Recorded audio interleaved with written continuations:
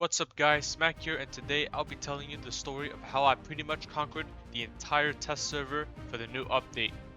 This game had many good players and literal moderators, and also the sole developer of the game itself, Hyperant. Be sure to watch to the end because this is a crazy game. Having joined the server in 2028, I was well behind everyone else who expanded for over 9 years. On top of that, there were over 30 players in the server, meaning that I couldn't sell a single consumer good for easy money. I did have one advantage, nobody was playing India, so I got to expanding.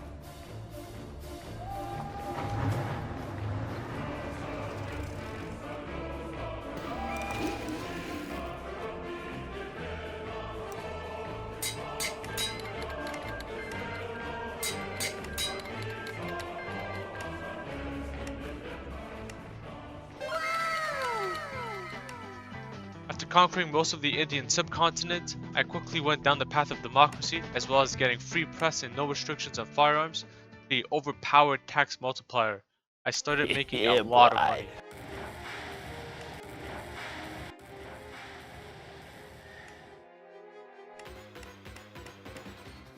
After I got a decent income, I figured out it was now time to kill some noobs on the server, even if I didn't max out my infantry, so I picked out on South Africa for some easy resources and small size.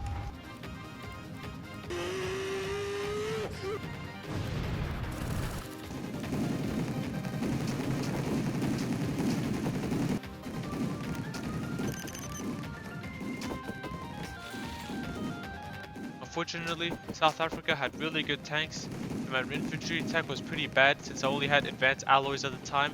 It was not gonna cut it, so I had to do this the hard way.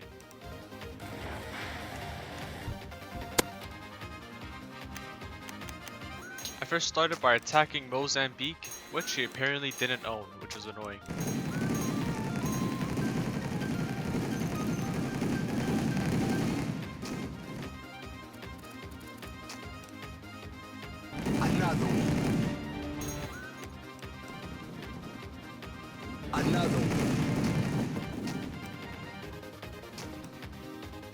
I knew my ships would win the naval battle, so I simply sped my troops out and used my smaller navy to stall as long as possible so my troops can land.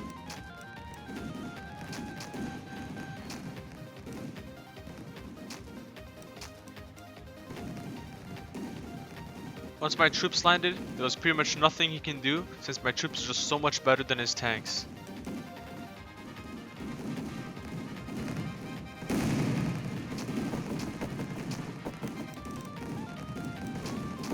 And after storming his capital, the war was pretty much over.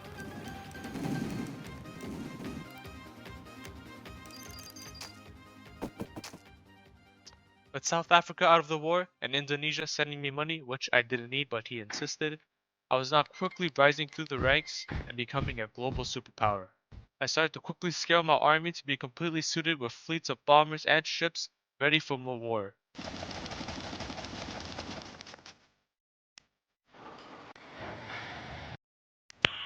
Nice. Since Japan was already weakened from the war of Indonesia, it was my next target for expansion. Also, the guy invading right now is Bloxit, which is the owner of one of the second largest PvP event servers. Too bad he wasn't ready at all for this invasion. The invasion was actually really simple. All I had to do was sped my troops out so he couldn't stop the landing, and then send in my ships for some naval bombing.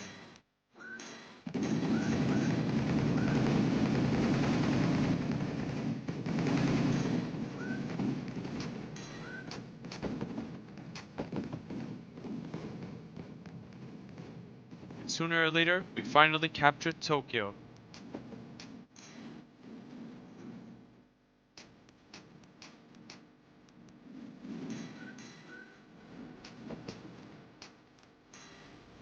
I also invaded Manchuria, completely wiping Japan from Asia. During this time, a massive war started between Indonesia and California. You can see just how satisfying a wall of fighters stopped bomber spam. I did try to make a landing in Mexico to get rid of an exiled Japan, but you see how resistance tech is just so brokenly annoying in the later stages of the game.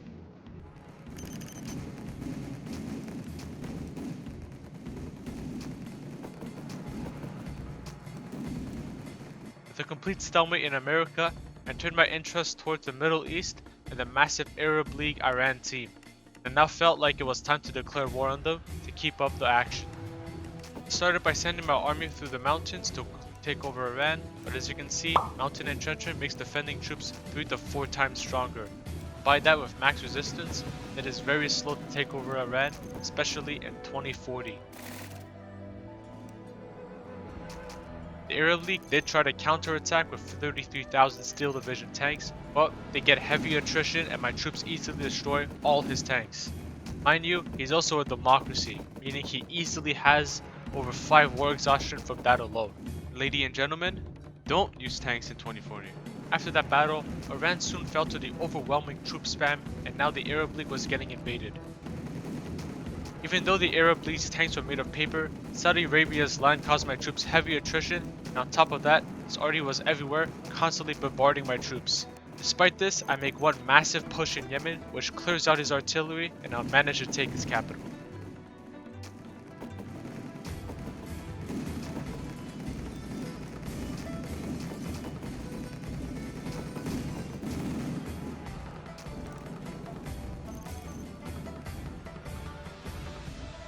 Also, at some point, the sole developer of the game, Hyperant, joined the server, probably just to watch how people are playing with the new laws update, but we're gonna kill him later.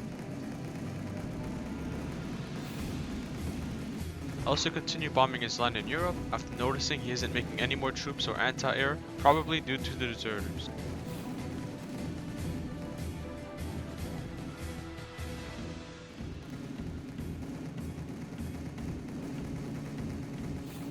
After a lot of bombing, the Arab League finally decided to give up and gave me all his land. At this point, I was essentially all powerful and could easily take over the server with a massive army of troops, hundreds of planes, and also some nukes. Many of the good players playing large countries also had enough of the server, so they all started to leave. And now, there's only one person left to fight, the developer of the game itself, Hyperant. Justifying on it was taking too long, so I had help from Chile and was added to the war. Immediately, I sent troops to Russia's capital, while troops in the northern islands left him no time to breathe. He also apparently owned Sweden, kinda weird, so I rushed to attack that as well. And finally, I won the war. Is that $200 billion? And also, just for good measure, I also nuked them.